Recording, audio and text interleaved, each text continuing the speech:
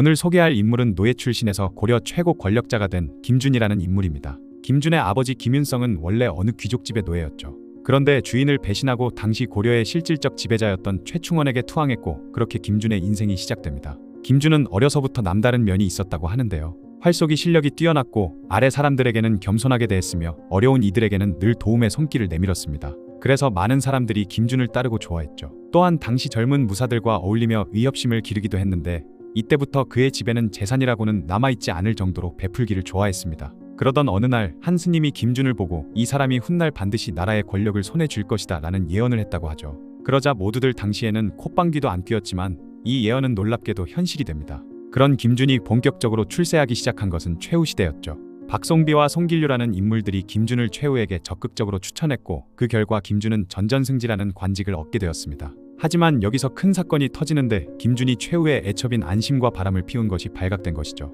보통이라면 목숨을 잃을 수도 있는 상황이었지만 최후는 김준의 능력을 높이 평가했기에 귀향만 보내고 일을 마무리했습니다. 그렇게 몇 년 후 김준이 귀향에서 돌아왔을 때 최씨 가문에는 큰 변화가 일어나고 있었죠.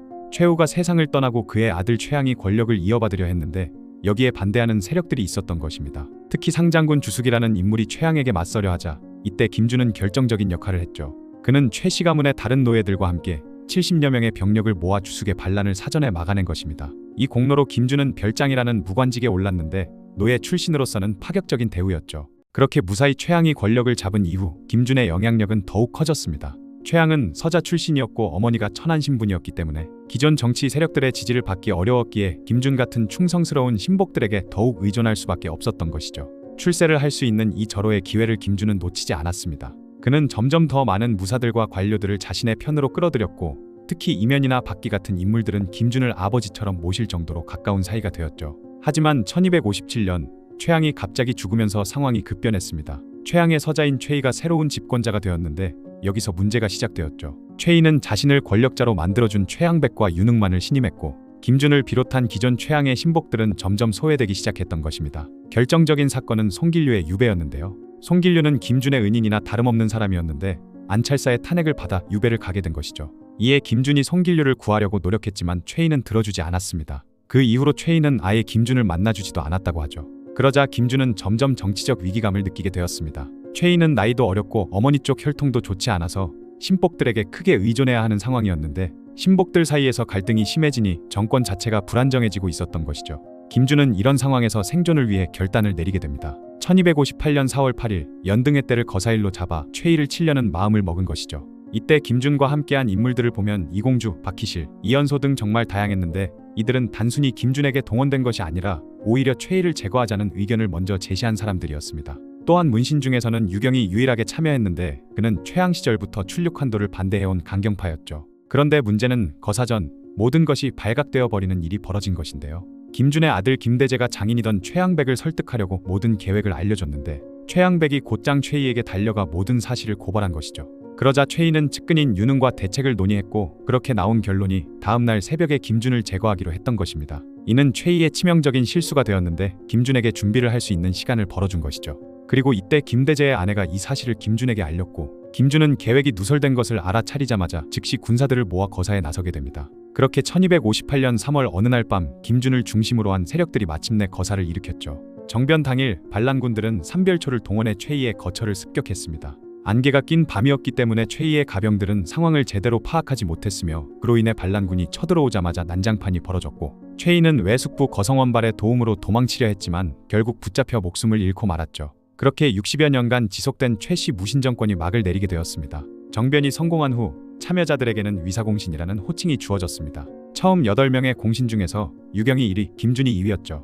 그런데 문신 출신인 유경이 빠르게 정권을 장악해 나가기 시작했습니다. 그는 정방을 왕궁 근처에 설치하고 추밀원 우부승선에 올라 모든 인사권과 국정을 독점했으며 또한 자신만의 군사력도 구축했는데 우득규, 김등용 같은 장교들이 그의 휘하에 있었죠. 김준을 비롯한 다른 공신들이 점점 중앙정치에서 배제되기 시작하자 가만히 있을 수 없었던 김준은 다른 공신들과 연합해 유경을 탄핵했고 1258년 11월 마침내 유경을 실각시키는 데 성공했습니다. 그리고 이때부터 김준 정권이 시작되었죠. 노예 신분이던 김준이 마침내 고려 최강의 권력자가 된 순간이었습니다. 유경이 실각한 후 김준은 공신들의 대표가 되어 무신 정권을 이끌어 나갔죠.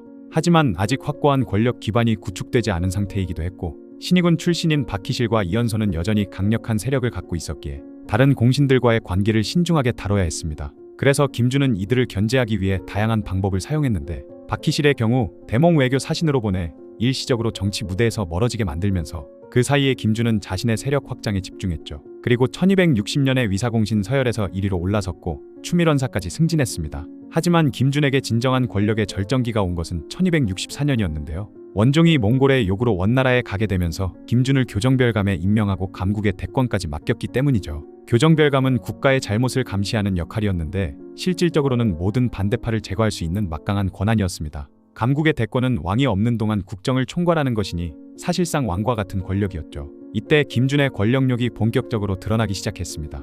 권력의 정점에 오른 김준에게 점점 독재적인 모습을 보이기 시작했던 것이죠. 김준은 풍수지리에 따라 각오를 지어 원종의 입조를 막으려 했는데 이때 박송비가 반대하고 나서자 자신의 은인이던 박송비를 죽여버리기까지 했습니다. 그리고 1265년 시중이 된 후 그의 횡포는 더욱 심해졌는데요. 충청도 안찰사 변보가 활 쏘는 사람을 모집하라는 김준의 부탁을 거절하자 왕에게 아뢰어 그를 유배시켜버렸고 사품 이상 관리들에게 강제로 은을 거둬들여 국고를 채우게 했으며 부유한 백성들의 재산도 강제로 빼앗아버렸죠. 그리고 법이 너무 가혹해지다 보니 백성들이 원망할 정도였으며 김준의 가신들이 백성들을 괴롭혀 익명의 호소문이 붙을 정도였지만 김준은 이를 묵인했습니다. 거기다가 김준의 아들들도 아버지의 권세를 믿고 횡포를 부렸는데 전라도와 충청도를 관할하게 해 세금을 거둬들였고 이로 인해 백성들의 원성이 하늘을 찔렀죠. 심지어 1268년 3월 원나라에서 사신을 보내 김준과 그의 아들, 동생을 불러들이려 하자 김준은 몽골 사신을 죽여버리자고 원종에게 제안했던 것입니다. 자신과 가족들만의 안위를 위해 나라를 위태롭게 만들려는 그의 이기심이 극에 달했던 것이죠.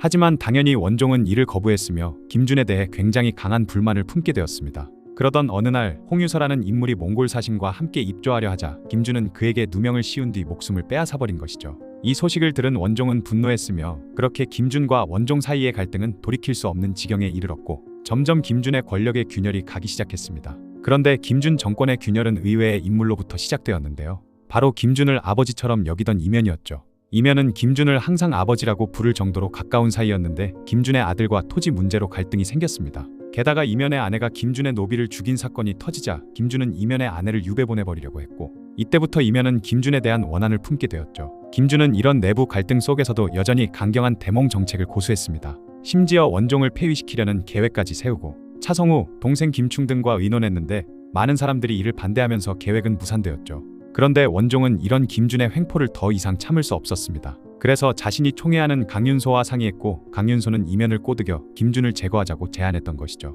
원종이 이 제안을 받아들이자 강윤소는 이면을 찾아가 이 계획을 알렸고 김준에게 원한이 쌓여있던 이면도 즉시 동의했습니다. 그렇게 1268년 12월 드디어 김준을 제거하려는 거사가 시작되었죠.